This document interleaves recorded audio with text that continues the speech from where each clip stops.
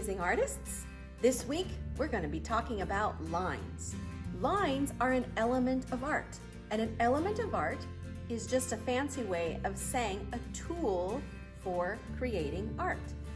So last week we talked about color, and color is also an element of art. And this week we're looking at lines. Lines can look very different. They can be dashed, dotted, swirled, diagonal, zigzag, swirled, wavy, curly. All sorts of possibilities. I can't wait to see your projects this week. Our learning target for today is I can draw different types of lines. I'll know I've succeeded when I've created a new work of art with at least 5 different lines. Amazing artists, this is our project for today. You'll notice there are many different kinds of lines and lots of colors too. But today our focus is lines. I would like for you to draw as many lines as you can think of different styles and shapes. Some of these lines might look like the lines you saw in the first part of our video, but they don't have to be the same ones. You have a chance to be creative and do your own types of lines. Try to show me at least 5, but if you can do more, I'd love to see what you come up with. To begin, you're going to need a piece of paper, crayons, and markers. I'm using a half sheet of paper, and I would encourage you to do that too.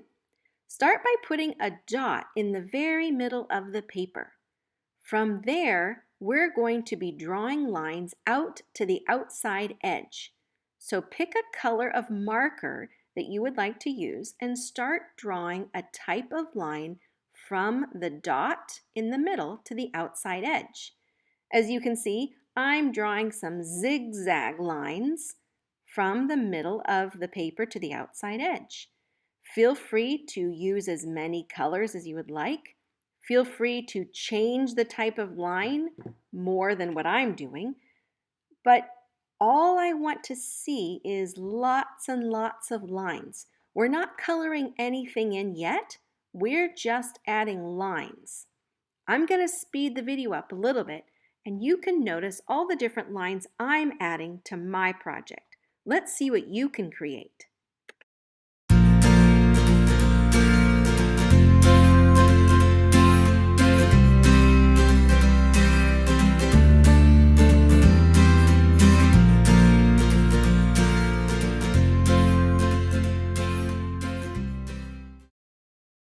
I've finished adding all of my lines, and now I'm ready to add color.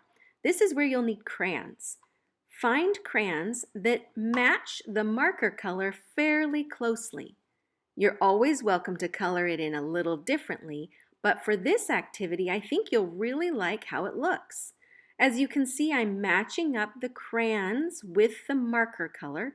Close. They're not going to be exact, but fairly close. From there, I'm going to start coloring just that little section of line with the color of crayon I've chosen. Okay, as you can see, I've laid out some crayons, and I'm starting with a pink color.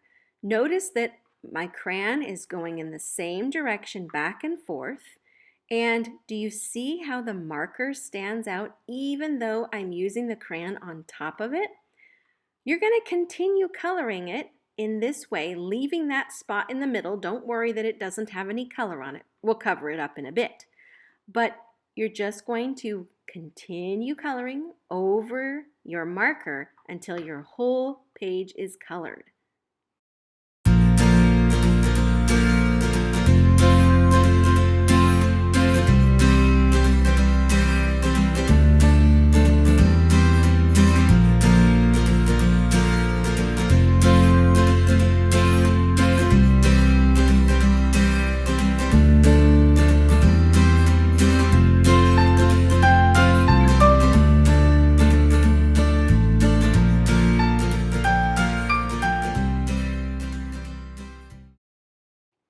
There's the background for our project, full of really cool and interesting lines.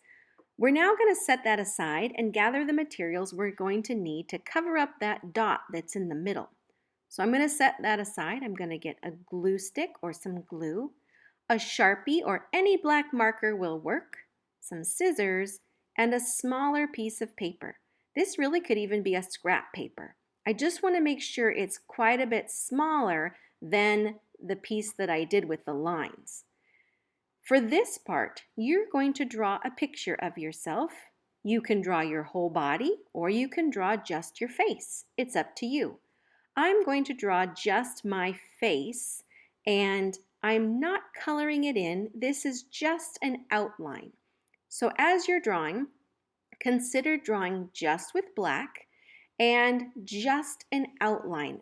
Could either be your face or your whole body. Whatever you'd like to draw is fine.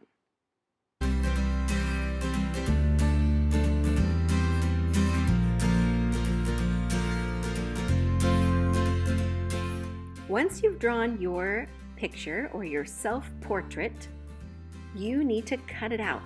Now this is going to take some patience because we don't want to cut into our drawing. We want to cut around the drawing very carefully.